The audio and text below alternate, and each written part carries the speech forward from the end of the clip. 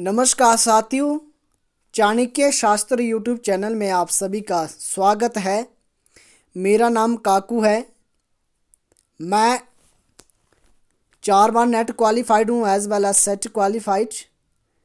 मैं हिमाचल प्रदेश विश्वविद्यालय से पीएचडी भी कर रहा हूँ।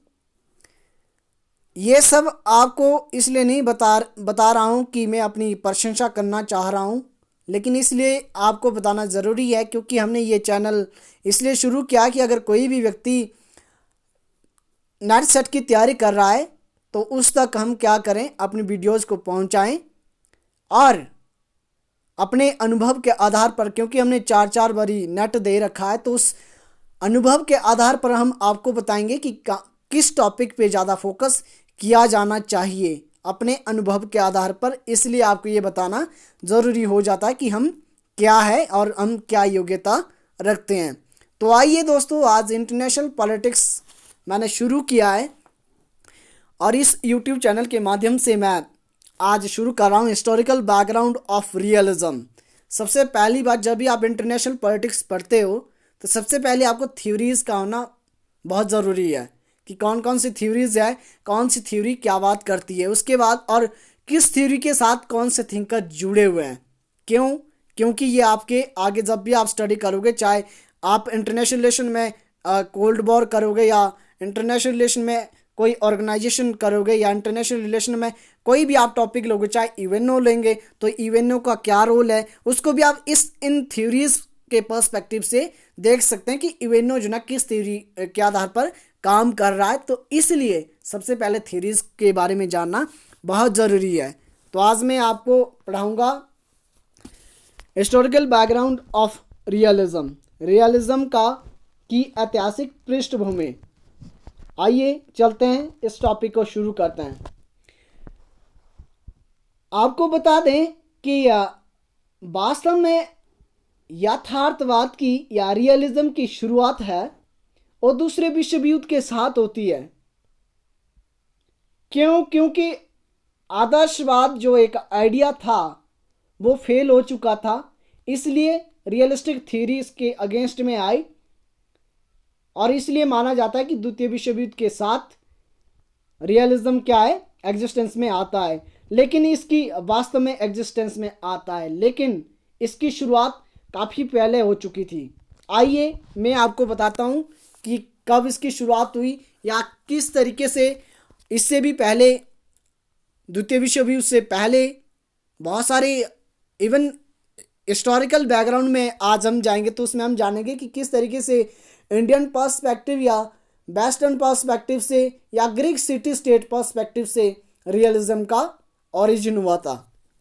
तो आइए बात करते हैं। सबसे पहली बात,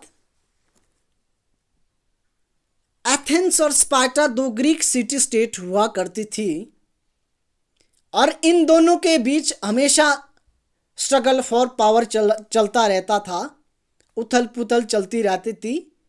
और इसी कड़ी में इन दोनों सिटी के बीच पिलोपोनेशियन वॉर होती है और उसी कड़ी में थियोसिडाइडिस, याद रखिएगा ये क्वेश्चन कई बार पूछा गया। थियोसिडाइडिस एक ग्रीक हिस्टोरियन हुए हैं और उन्होंने क्या किया, थियोसिडाइडिस ने बुक लिखी है द हिस्ट्री ऑफ पिलोपोनेशियन वॉर की हिस्ट्री उन्होंने लिखी है और इसमें इन्होंने कहा कि रियलिज्म का इन्होंने आधार रखा। इन्होंने कहा कि एथेंस और स्पार्टा दोनों सिटी स्टेट क्या चाहते थे, ज़्यादा से ज़्यादा पावर गेन करना चाहते थे। इसलिए इन्होंने कहा कि हर एक स्टेट क्या चाहता है, ज़्यादा से ज़्यादा पावर गेन करना चाहता है और पॉलिटिक्स क्या है, स्ट्रगल फॉर पावर है। ठीक है जी। तो ये भी आइडियलिज्म, आगे मैं विशेषताओं पे आऊँगा तब आपको पता चलेगा कि ये सच में क्या है, रियलिस्टिक थे।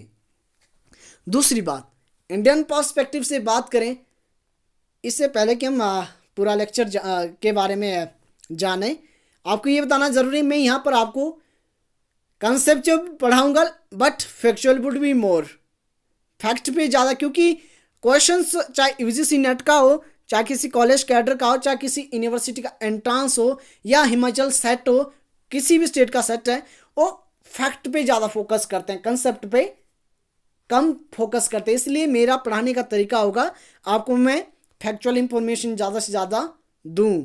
अगर आपकी कोई क्वारीज हो conceptual as well as factual, then you can call me, या आप कमेंट सेक्शन में जाके क्या कर सकते हैं, कमेंट कर सकते हैं। अब दूसरा, इंडियन पर्सपेक्टिव से दी अर्थशास्त्र करके बुक लिखी कौटिल्य ने। आप तो जानते हैं किस तरीके से चंद्रगुप्त मौर्य ने बहुत बड़ा एम्पायर खड़ा किया, और इनकी एडवाइस पे ही क्या चाणक्य की, कौटिल्य भी इनको बोला जाता है, तो इनकी एडवाइस पे क्या किया, बहुत बड़ी डायनेस्टी स्थापित की। तो अर्थशास्त्र में चाणक्य ने कहा कि स्टेट को क्या करना चाहिए, स्टेट को मैक्सिमाइजेशन ऑफ पावर पे फोकस करना चाहिए। हर एक राज्य को क्या करना है, पावर को ज़्यादा से ज़्यादा गेन करना है, ठीक है।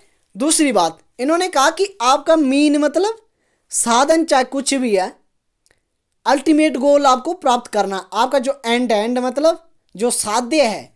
इन्होंने क्या बोला कि आपका साध्य, राज्य को साध्य पे फोकस करना चाहिए। मॉरल वैल्यूज अपनी जगह, मॉरल वैल्यू पॉलिटिक्स में मैटर नहीं करती है, ये अर्थशास्त्र में कहा गया। उन्होंने भी मॉरलिटी को नहीं माना। और इसी कड़ी में आगे मैकियावेली ने दी प्रिंस बुक लिखी। मैकियावेली इटली के निवासी थे मैकियावेली, और he is known the first modern political theorist as well as scientist. पहले आधुनिक विचारक इन्हें माना जाता है। और इन्होंने क्या किया, दी प्रिंस में इन्होंने लिखा, ये भी कौटिल्य का भारत का मैकियावेली भी बोला जाता है। क्यों बोला जाता है, क्योंकि दोनों में काफ़ी ज़्यादा सिमिलरिटीज़ भी है, वो यही वजह है। अब मैंने कहा कि अर्थशास्त्र में जिस तरह कौटिल्य ने बोला कि भाई मीन आपका क्या है, कोई भी हो आपको अपने एंड पे फोकस करना है, साधन चाहे कोई भी है साध्य पे फोकस करो। उसी तरीके से मैकियावेली ने बोला कि राज्य को क्या है, मैक्सिमाइजेशन ऑफ पावर के प्रिंसिपल पे फोकस करना चाहिए, अपनी पावर ज़्यादा से ज़्यादा गेन करो। आपका मीन चाहे कोई भी है, आपको क्या करना है, अपने उद्देश्य पे, अपने साध्य पे फोकस करना है। तो ये बात इन दोनों ने की।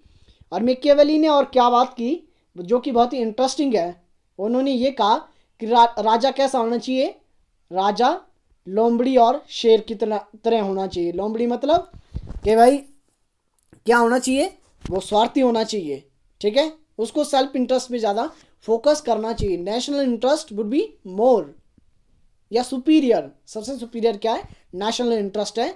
और दूसरी बात, शेर मतलब कि जितने ज़्यादा से ज़्यादा पावर गेन कर सकते हैं, उतनी ज़्यादा से ज़्यादा पावर आपको गेन करनी चाहिए। इसी कड़ी में सोशल कॉन्ट्रैक्ट थ्योरी आती है, और जिसमें कि हॉब्स का नाम सबसे पहले आता है। हॉब्स ने क्या किया, हॉब्स ने लेवियाथन करके बुक लिखी। ये सारी इनकी बुक्स हैं ऑथर्स की, मैंने ये साथ के साथ ऑथर भी बुक्स लिखी है, तो ये बुक्स आप नोट करो, कई बार पूछी गई है। लेवियाथन 1651 में पब्लिश हुई, 1651 में ये पब्लिश होती है। तो कई बार ये भी पूछ लिया जाता कब पब्लिश हुई, तो ये भी याद रखिएगा, ठीक है ना। अब क्या है, लेवियाथन, हॉब्स ने क्या बोला, हॉब्स ने कहा जब वो स्टेट ऑफ नेचर की बात करते हैं कि प्रकृति में किस तरीके की स्थिति थी, या ह्यूमन बीइंग जब प्राकृतिक अवस्था में था तब किस तरीके का था, इन्होंने क्या कहा, इन्होंने कहा कि हर एक मनुष्य क्या है, स्वार्थी होता है, और वो हमेशा अपना ही सोचता है। और ये जो इनका स्वार्थी अपना ही सोचने वाला जो कंसेप्ट है, इसी कंसेप्ट पे आंसर जे मॉर्गेंथ्यू ने 6 प्रिंसिपल ऑफ रियलिज्म, उसमें उन्होंने इनका जो हॉब्स का ये आइडिया है, लेवियाथन में इन्होंने आइडिया दिया क्या कि स्टेट की इंडिविजुअल कैसा स्वार्थी होता है। तो आगे जब मैं आपको पढ़ाऊंगा, जब भी आपको आंसर जे मॉर्गेंथ्यू के 6 प्रिंसिपल्स ऑफ रियलिज्म पढ़ाऊंगा, उसमें मैं ज़रूर लेवियाथन को कोट करूंगा, और आगे हम इसको बहुत ज़्यादा इलेबोरेट करेंगे। अभी सिर्फ इतना जान लो कि इन्होंने ह्यूमन बीइंग को कैसा माना था, सेल्फिश माना था, कि वो स्वार्थी है, अपना ही सोचता है, और ये भी रियलिज्म का एक आधार बना। इसी के साथ हमारे पास अगली है ऑन बोर एक बुक लिखी गई है, और ये बुक कार्ल वॉन क्लोसेविट्ज ने लिखी है। और इन्होंने क्या बोला, कार्ल वॉन क्लोसेविट्ज ने कहा, ये भी रियलिस्टिक थे, कि स्टेट को क्या करना है, पॉलिटिक्स क्या है, it is the continuation of power. आप क्या है, लगातार शक्ति का प्रयोग करो, वही क्या पॉलिटिक्स है। इस तरीके से इन्होंने क्या क्या पॉलिटिक्स को डिफाइन किया है। ठीक है, और ये कौन थे, ये एक प्रूशियन थ्योरिस्ट थे, बहुत अच्छे थ्योरिस्ट रहे हैं। और इन्होंने और ऑन बोर करके ये बुक लिखी है। ये बुक हिमाचल सेट 2018 उसमें भी आया था, नेट में भी आया था। और जब मैंने पीएचडी का एग्ज़ाम दिया था 2019 में, तो उसमें भी ये बुक पूछी गई थी। तो ये बुक अभी नोट कीजिएगा, इस बुक को नोट कीजिएगा, कई बार पूछ ली जाती है। अब आगे चलते हैं अगले स्लाइड पे। अगले स्लाइड पे हमारे पास है मेन सपोर्टर्स ऑफ रियलिज्म, यथार्थवाद के प्रमुख समर्थक कौन कौन है। ये तो थे, ये तो हिस्टोरिकल बैकग्राउंड से लेके हमने ये जाना 18th 19th सेंचुरी तक। अब जानते हैं कि 19th सेंचुरी के मेन प्रमुख समर्थक कौन से रहे हैं, या कंटेम्प्रेरी रियलिज्म थ्योरी के साथ कौन कौन से जुड़े हैं, ये अभी जान लेते हैं। आइए इसके बारे में जानते हैं। इसमें सबसे पहली बात,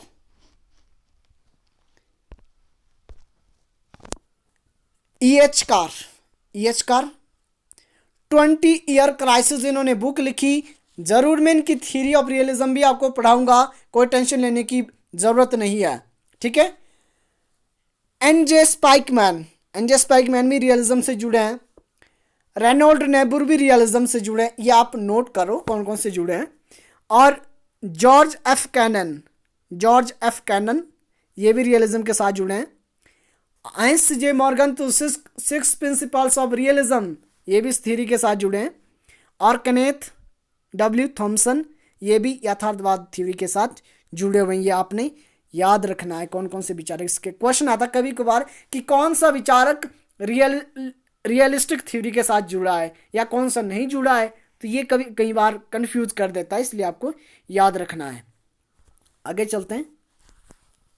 बेसिक एजम्पशंस ऑफ रियलिज्म, यथार्थवाद की प्रमुख विशेषताएं या प्रमुख धारणाएं क्या है, या प्रमुख आइडिया क्या है, प्रमुख आधार क्या है, जिसके ऊपर यथार्थवादी सुपरस्ट्रक्चर या बिल्डिंग बोल सकते हैं खड़ी हुई है। तो आइए इसके बेस या आधार या बेसिक एजम्पशंस की बात करते हैं। सबसे पहली बात, रियलिज्म क्या बोलता है। रियलिज्म बोलता है कि इंटरनेशनल सिस्टम इज अनार्कियल मतलब अराजकता क्या होती है, लैक एब्सेंस ऑफ लॉ। जहाँ पर कानून ना हो वहाँ पर क्या अराजकता है। अराजकता मीन्स जो व्यक्ति जो काम करना चाहे वो कर सकता है, उसके ऊपर कोई बैलेंस या चेक नहीं है। ठीक है ना। तो इन्होंने कहा कि इंटरनेशनल सिस्टम कैसा, अनार्कियल है। There is the absence of supreme authority among the sovereign state, कि जो सॉवरेन स्टेट है उनके ऊपर कोई भी सुप्रीम अथॉरिटी नहीं है, इसलिए इंटरनेशनल सिस्टम कैसा, अनार्कियल है। दूसरी बात, ये विचारक मानते कि इंटरनेशनल सिस्टम कैसा है, वहाँ पर कोई लॉ नहीं है, इंटरनेशनल लॉ नहीं है, कोई ऐसा स्ट्रॉन्ग इंटरनेशनल लॉ हमारे पास नहीं है। तो ये इसका पहला पॉइंट है, याद रखिएगा। मैं ज़्यादा इलेबोरेट नहीं कर रहा हूँ, बस आपने सिर्फ पॉइंट याद रखना है, बाकी तो आप खुद भी समझ जाएंगे कि क्या ये अनार्कियल क्या होता है। ठीक है ना। अब दूसरा point, sovereign state are main actor in international political system, कि अंतर्राष्ट्रीय जो राजनीतिक व्यवस्था है उसमें सॉवरेन स्टेट मेन एक्टर होते हैं। सॉवरेन स्टेट डिटरमाइन करते हैं अपने नेशनल इंटरेस्ट को, और वो क्या करते हैं, नेशनल इंटरेस्ट पे ज़्यादा फोकस करते हैं। तो ये सेकंड पॉइंट हो गया। थर्ड पॉइंट क्या है, state acting under the consideration of its on national interest. अब हर एक राज्य क्या करता है, अपने नेशनल इंटरेस्ट को सबसे आगे रखता है। उदाहरण के लिए, अगर भारत को लगता है कि हमारे नेशनल इंटरेस्ट अमेरिका पूरे नहीं कर पा रहा है, तो भारत क्या करेगा, अमेरिका को छोड़कर किसी और देश के साथ अच्छे फ्रेंड रिलेशन बनाएगा। इसलिए हर एक नेशन क्या करता है, नेशनल इंटरेस्ट को सुप्रीम मानता है, सबसे आगे रखता है। आगे हमारा पॉइंट है national security and survival is the prime national interest of each state. हर एक राज्य का क्या है, कोई भी राज्य है, राष्ट्रीय सुरक्षा उसका प्रमुख राष्ट्रीय हित होता है। भारत ने अगर किसी देश से हम कोई मिलिट्री कोई ट्रीटी करते हैं या कोई हमारा किसी देश के साथ कोई मिलिट्री अलायंस है या कुछ भी है, नाटो, सीटो, सेंटो, ये सारे क्यों बने? एक किसी पर्टिकुलर आइडियोलॉजी को बचाने के लिए बने होंगे या अपने सेल्फ इंटरेस्ट को बचाने के लिए बने होंगे। अमेरिका ने नाटो को क्यों फॉर्म किया? क्योंकि उसे पता था कि अगर यूएसएसआर को हमें कंटेन करना है तो एक हमारे पास क्या होनी चाहिए, सुप्रीम या एक पावरफुल मिलिट्री भी तो होनी चाहिए। इसलिए उन्होंने नाटो को फॉर्म किया। तो ये मानते हैं कि हर एक देश का क्या है, नेशनल इंटरेस्ट सुप्रीम होता है और अपनी राष्ट्रीय सुरक्षा के लिए वो क्या करता है। उदाहरण के लिए भारत ने क्या किया, भारत ने 1998 में एटम बम या सुपर पावर बना। भारत 1998 में क्या किया, भारत ने एटम बम की पावर गेन की। क्यों की? क्योंकि भारत को खतरा था कि एक तो चाइना 1964 में, याद रखिएगा चीन ने कब किया, 1964 में क्या क्या परमाणु परीक्षण चीन ने 1964 में किया और भारत ने पहला प्रयास 1974 में किया और 1998 में भी भारत ने प्रयास किया, जो कि भारत का सक्सेस भी हो पाया। तो अब यहाँ याद रखिएगा भारत ने क्यों किया, क्योंकि भारत को लगा यार कि नेशनल सिक्योरिटी और सर्वाइवल के लिए, लॉन्ग सर्वाइवल के लिए हमें क्या करना है, हमें सेल्फ सिक्योरिटी के लिए या डिफेंसिव पर्सपेक्टिव में आपको पढ़ाऊंगा। डिफेंसिव रियलिज्म क्या होता है या ऑफेंसिव रियलिज्म क्या होता है, वो भी हम आएंगे। बट अभी सिर्फ यहाँ इतना जान लो कि हर एक देश क्या भारत ने वो परमाणु प्रशिक्षण क्यों किया, क्योंकि भारत को क्या था, खतरा था, चीन से खतरा था। फिर पाकिस्तान ने भी किया, तो ये क्या है, खतरा था भारत के लिए, इसलिए भारत को भी परमाणु परीक्षण करना पड़ा। अगला हमारे पास पॉइंट है, pursuit of national interest each state wants to increase the national power. हर एक देश क्या चाहता है कि राष्ट्रीय सुरक्षा के लिए हम क्या करें, नेशनल पावर को ज़्यादा से ज़्यादा स्ट्रॉन्ग करें। ठीक है ना? तो ये भी क्या, रियलिज्म का एक एजम्पशन है, एक बेसिक एजम्पशन है या एक प्रमुख आधार है या प्रमुख विशेषताएं हैं।